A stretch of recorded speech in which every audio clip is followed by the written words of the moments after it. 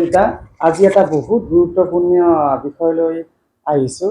মা পদুমী গঠনলৈ আপোনালোকক স্বাগতম জনাইছোঁ। আজি বিষয়টো হৈছে বহুত ভাই ভণ্টীয়ে কৈ থাকে বা সদৌ ছাগলী পালক সংখ্যাটো বহুতত দেখা পাই থাকোঁ বা বহুতে মোক কয় বা মই বহু দেখা পাওঁ। সেইটো বিষয় হৈছে ছাগলীবোৰ হিতত নাহে বা এবাৰ পোৱালি দিলে ইফালে 6 মাহ 7 মাহ হ'লেও হিততে নাহে। পোৱালি হোৱাটো দূৰৰ কথা, হিততে নাহে। বা আপোনাৰ F1 F2 ছাগলীবোৰ বা আমাৰ লোকেল ছাগলীবোৰো এবছৰ হৈ যোৱাৰ পিছতো হিতত নাহে বা ছাগলীজনী হিতত নাহিলে তোৰ পোৱালিবোৰ পৰা দিব।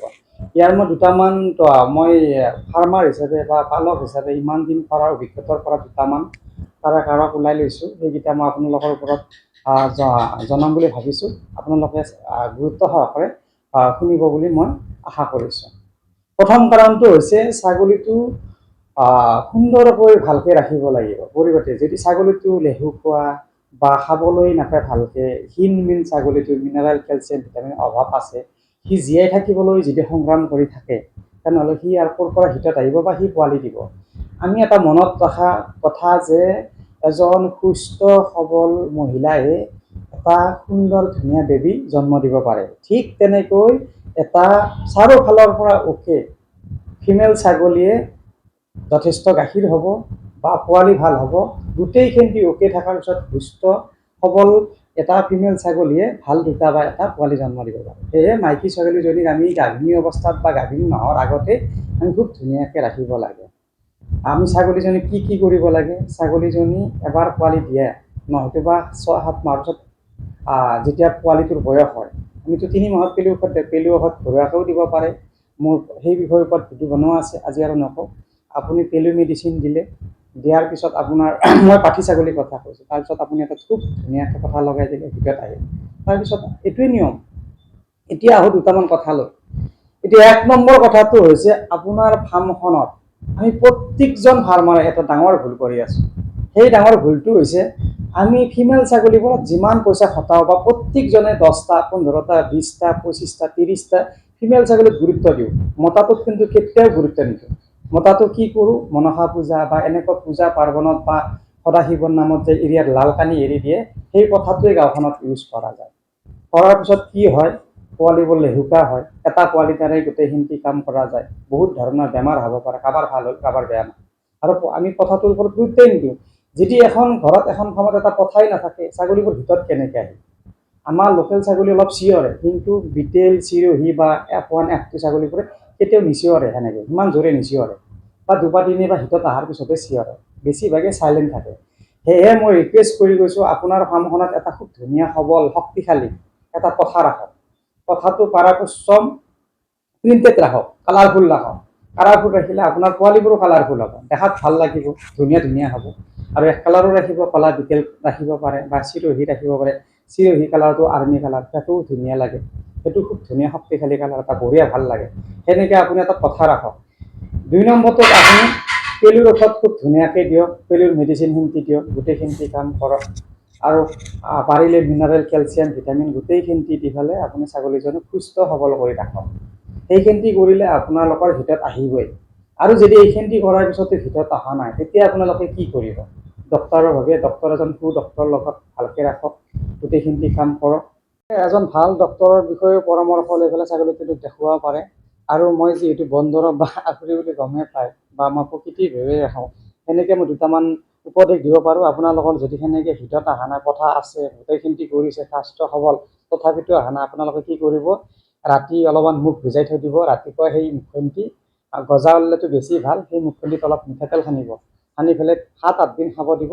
ছাগলীজনী হিতত আহিব। আমাৰ লোকেল কণীটো গুলি ল'ব, চিৰিঞ্চি দি বঢ়িয়াকৈ ল'ব, লৈ পেলাই মুখখনৰ কাষেদি দি পেলাই ধুনীয়াকৈ পুছ কৰি দিব। সেনেকৈ কণী 3-4টা খোৱালেও যদি মুখ খোৱালেও আপোনালোকৰ হিতত আহি যায়। আৰু এইখিনি কৰাৰ উপৰিও আপোনালোকে মেডিচিন পায়, হিতত অহা মেডিচিন বা হৰমন বেজি পায়। এইখিনি কৰি পেলাইও আপোনালোকে ছাগলীজনী হিতত আহে। মই ভাবোঁ এখন ফাৰ্ম যদি সুন্দৰকৈ পৰিপাটিকৈ ৰাখিছে, ছাগলীখিনি সুস্থ সবল কৰি ৰাখিছে, এটা খুব ধুনীয়া শক্তিৱান ধুনীয়া কথা ৰাখিছে, তেনেহ'লে ছাগলী হিতত আহিবই। আচৰিত কথা বা মোৰ দুখ লাগে কেতিয়াবা এনেকৈ কৈ থাকিলে, কিন্তু আমাৰ ফাৰ্মত এইটো প্ৰব্লেম এতিয়ালৈ হোৱা নাই। কাৰণ ছাগলী আমি পোৱালি হোৱাৰ 3 দিনৰ দিনাই ধুনীয়াকৈ ছাগলীজনীক চাফাকৈ ধুনীয়াকৈ অলপমান তাত পেটল পানী দি কিনে ধুনীয়াকৈ ছাগলীজনীক ধুৱাই দিলোঁ। দিয়াৰ লগে লগে 15 দিন 16 দিন পিছতে আমি পেলুৰ ঔষধ খুৱাই দিলোঁ। দিয়াৰ পিছতে আমি কেলছিয়াম ভিটামিন মিনাৰেল গোটেইখিনি দি থাকোঁ। তাৰ পিছত আমাৰ 22 দিনৰ পৰা 1.5 মাহৰ ভিতৰত গোটেইকেইটা ছাগলী পাল খাই যায়। মানে আমাৰ 6 মাহৰ পৰা 7 মাহৰ ভিতৰত ছাগলী পোৱালি দিবই। আমাৰ যিহেতু কমাৰ্চিয়েল ফাৰ্ম, আপোনালোকেও সেনেকৈ কৰক, পৰিপাটিকৈ কৰক, ধুনীয়াকৈ কৰক, ছিষ্টেমেটিক কৰক, তেতিয়া নিজে নিজে আপোনালোকৰ পোৱালি হ'ব, খুব ধুনীয়া ধুনীয়া পোৱালি হ'ব। আমি পথাটোত বেছি গুৰুত্ব দিব লাগে। পথাটো সদায় শক্তিশালী সুন্দৰ ধুনীয়া পথা এটা ল'ব লাগে। আমাৰ গাড়ীখনৰ যেনেকৈ ইঞ্জিনটো মেইন, ঠিক তেনেদৰে ফাৰ্মখনৰ আমাৰ পথাটোৱে মেইন। পথাটো আপুনি ধুনীয়াকৈ লগাওক, ফাৰ্মখন ধুনীয়াকৈ চলি গুচি যাব। আৰু তাৰপিছত মই এটা উপদেশ দিব বিচাৰোঁ, আপোনালোকৰ ছাগলী ফাৰ্মখন কোনটো মাহত ছাগলী পোৱালি জন্ম পালে চবতকৈ ভাল হয়। যদি আপোনালোকে ছেপ্টেম্বৰ মানে আপোনাৰ এইটো কি বুলি কয় বিশ্বকৰ্ম যোৱাৰ পিছৰে পৰা যদি আপোনালোকে 1 মাহ 1.5 মাহৰ ভিতৰত ছাগলীখিনি হিটত আহে বা হিটত লগাই আপোনালোকে, তেতিয়া আপোনালোকৰ খুব ধুনীয়া ধুনীয়া পোৱালি হয়। আৰু সেইটো আপোনাৰ ঠাণ্ডাটো যোৱাৰ লগে ডিচেম্বৰ গ'ল, ছেপ্টেম্বৰ অক্টোবৰ নৱেম্বৰ ডিচেম্বৰ জানুৱাৰী শেষৰ ফালে ছেপ্টেম্বৰ লাষ্টৰ ফালে বিশ্বকৰ্ম যোৱাৰ পিছত আপোনালোকে যদি লগাই ফেব্ৰুৱাৰী লাষ্টৰ ফালে হয়, ভেলেণ্টাইন ডে যোৱাৰ পিছৰ পৰা হয়, তেতিয়া গৰমো ভাৱ আহে, তেতিয়া সেইকেইটা পোৱালি নমৰে আৰু খুব ধুনীয়া শক্তিবান হয়। মই এইটো মোৰ অভিজ্ঞতাৰ ফালৰ পৰা কৈছোঁ, যিহেতু মই এজন পালক। আৰু সেনেকৈ কৰিব ছেপ্টেম্বৰ অক্টোবৰ নৱেম্বৰতো পাৰে। এই 3টা মাহত আপোনালোকে শীতত আহিলে খুব ধুনীয়া ধুনীয়া পোৱালি আপোনালোকে পাবলৈ সক্ষম হ'ব। আৰু সিফালে যদি আপোনাৰ মাৰ্চ এপ্ৰিলতো যদি পাল খায়, তেতিয়া আপোনাৰ March April May June July আগষ্টত চাবচোন, আগষ্টত বেছিকৈ গৰু পোৱালি দিয়ে বা আগষ্টত বেছিকৈ পোৱালি হয়। এইটো এটা কাৰণ আছে যে আপোনাৰ ফাৰ্মখনৰ ছাগলীজনী গোটেইকেইটা একেলগে পাল খায়। চাবচোন এইটো কিহৰ কাৰণে হৈছে, পূৰ্বপুৰুষ হাজাৰ হাজাৰ বছৰ আগতে ছাগলীও জংঘলতে আছিল। জংঘলত থাকি সিহঁতৰ বৰ্ণটো ৰাখিবৰ কাৰণে, মানে যিটো পোৱালিবোৰ ৰাখিবৰ কাৰণে তেওঁলোকৰ গোটেইখিনি ছাগলীৰে একেলগে হিটত আহে। আৰু আহি কিনে গোটেইকেইটা ছাগলী গাভিন হয় আৰু মতা ছাগলীবোৰে সুৰক্ষা দি থাকে আৰু গোটেই ছাগলীবোৰ একেলগে পোৱালি হয়। তাৰপিছত বাঘ সিংহ এইবোৰ জন্তু জানোৱাৰৰ পৰা সিহঁতে ৰক্ষা কৰিবৰ কাৰণে ঘেৰা দি ৰাখে আৰু যি এটা দুটা খালে আৰু একেলগে সিহঁতৰ এটা বেটছ ওলাই দিয়ে। সেইটো তাৰমানে ভগৱানে সিহঁতক শক্তি দিছে আৰু সেইটো যিহেতু তেজত আহি এতিয়াও আছে। সেয়ে ছাগলী আপোনাৰ ফাৰ্মখনত চাব, যেতিয়া পোৱালি হয় একেলগে হয়, সেইটো খুব ভাল কথা। আপোনাৰো কষ্ট কমি যায়। যেতিয়া 10টা ছাগলী আছে তাৰে 5টাই পোৱালি দিলে, গাখীৰ খোৱা বজাৰটো একেলগে খোৱালে, কাম কৰা কিন্তু একেলগে কৰিলে, খুব ভাল কথা। এইটো এটা মোৰ হিচাপত ভালহে। আৰু চবতকৈ বেয়া কোনটো মাহত পাল খোৱালে চবতকৈ বেয়া, সেইটো হৈছে জুলাই মাহ। জুলাইৰ শেষৰ ফালে আপোনাৰ যদি জন্ম হিটত আহে, তেতিয়া আপোনাৰ ছাগলীটো কি বুলি কয় জুলাই আগষ্ট ছেপ্টেম্বৰ অক্টোবৰ নৱেম্বৰত আপোনাৰ ছাগলীটো হ'ব। বা ডিচেম্বৰ শেষৰ ফালে হয়।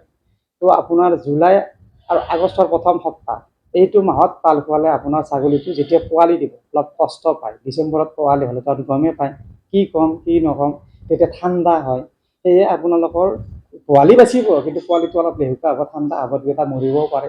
যিমান পাৰে আপোনালোকে ছাগলীটো আৰু ভিতৰত আহিলে ৰখাব নোৱাৰে, তথাপিতো এটা উপদেশ দিছোঁ, যিমান পাৰে ছেপ্টেম্বৰ অক্টোবৰ নৱেম্বৰত বিশেষকৈ মাৰ্চ এপ্ৰিল মে'ত কৰক।